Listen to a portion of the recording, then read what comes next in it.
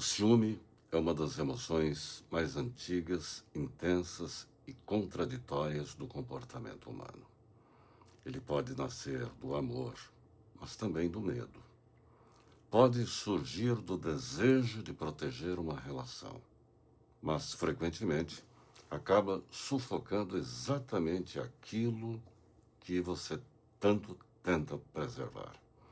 O problema é que poucas pessoas compreendem o ciúme de verdade. A maioria apenas sente, reage, sofre, explode, controla, vigia, imagina cenários, cria histórias mentais e quase sempre acredita que o problema esteja no outro, quando muitas vezes a raiz do problema está com a própria pessoa que sente ciúme. O ciúme funciona como um mecanismo de ameaça emocional.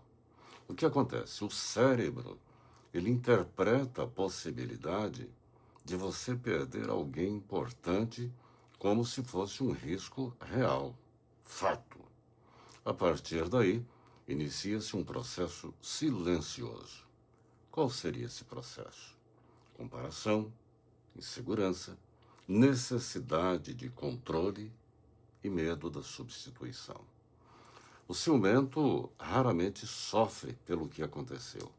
Ele sofre principalmente pelo que imagina que possa acontecer. É uma dor construída apenas em cima de hipóteses, de possibilidades remotas. Existe uma diferença enorme entre você amar alguém e possuir esse alguém. O amor saudável deseja o quê? Proximidade, confiança, parceria e liberdade. E o ciúme excessivo, que deseja? Garantia, vigilância e controle absoluto. E é justamente aí que muitas relações começam a ruir, a adoecer. Porque ninguém consegue viver em paz sendo constantemente interrogado, monitorado ou responsabilizado pelas inseguranças emocionais do outro, do parceiro ou da parceira.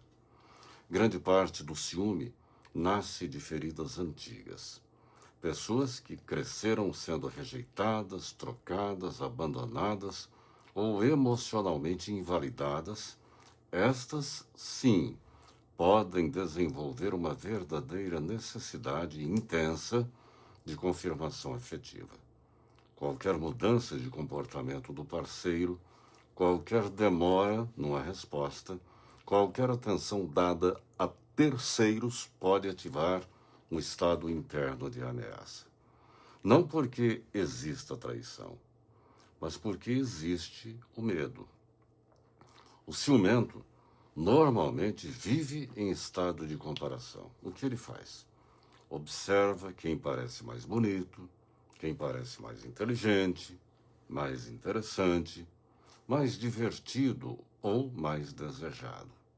E sem perceber, a pessoa ciumenta transforma cada um ao seu redor em uma possível ameaça. O problema é que nenhuma relação sobrevive quando uma das partes precisa disputar atenção o tempo todo. Relações maduras não são construídas na competição, mas na confiança. Outro aspecto importante é entender que o ciúme também possui um componente aí imaginativo e que é extremamente poderoso. A mente da pessoa ciumenta cria roteiros inteiros sem nenhuma prova concreta. Uma curtida vira interesse, um silêncio vira rejeição, uma conversa casual vira envolvimento emocional. O cérebro, ansioso, preenche lacunas com medo. E, quanto menos diálogo e autoconhecimento existirem, mais força essas palavras começam a ganhar. Mas talvez a parte mais frágil do ciúme seja esta que eu vou falar para vocês agora. Frequentemente, revela aí uma relação ruim consigo mesmo, com você, que sente ciúme. Quem acredita não ser suficiente vive sempre com medo de ser substituído. Quem não reconhece o próprio valor sente necessidade constante de garantias externas.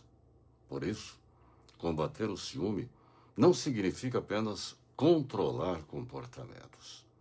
Significa fortalecer identidade, autoestima e segurança emocional. Pessoas emocionalmente seguras também sentem ciúmes, óbvio.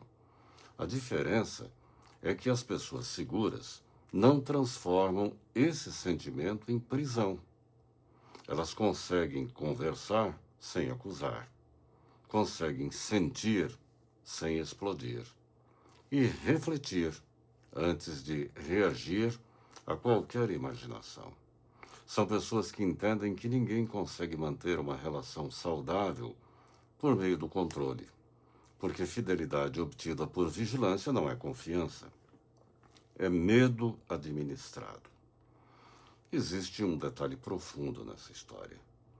Muitas pessoas confundem intensidade emocional com amor verdadeiro. Isso não é verdade. Acham bonito sofrer, vigiar, disputar ou enlouquecer por alguém. Como se o descontrole fosse uma prova de sentimento. As relações saudáveis não precisam de guerra constante para provar importância. O amor maduro, ele traz paz e não paranoia. Eu disse o amor maduro. Superar o ciúme exige, portanto, coragem para você olhar para dentro de você mesmo. Exige reconhecer inseguranças sem orgulho. Exige entender que o outro não tem obrigação de curar feridas emocionais que já existiam antes da relação começar. E exige, principalmente, aprender algo que eu considero difícil. Amar alguém não significa impedir que essa pessoa tenha liberdade, como muitos fazem. Impedir que essa pessoa tenha individualidade, que tenha vida própria.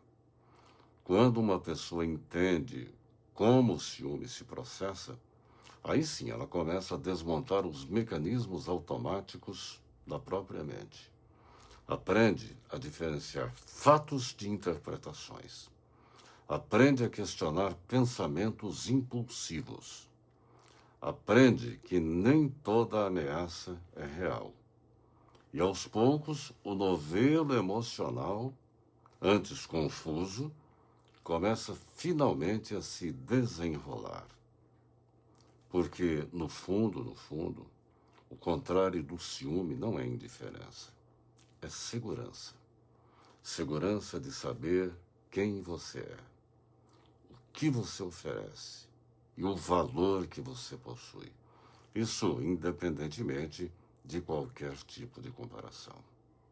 Gostaria que você pensasse muito sobre isso e que aventasse a possibilidade de mudança de comportamento, mudança de vida para a sua própria paz e tranquilidade. Um grande abraço.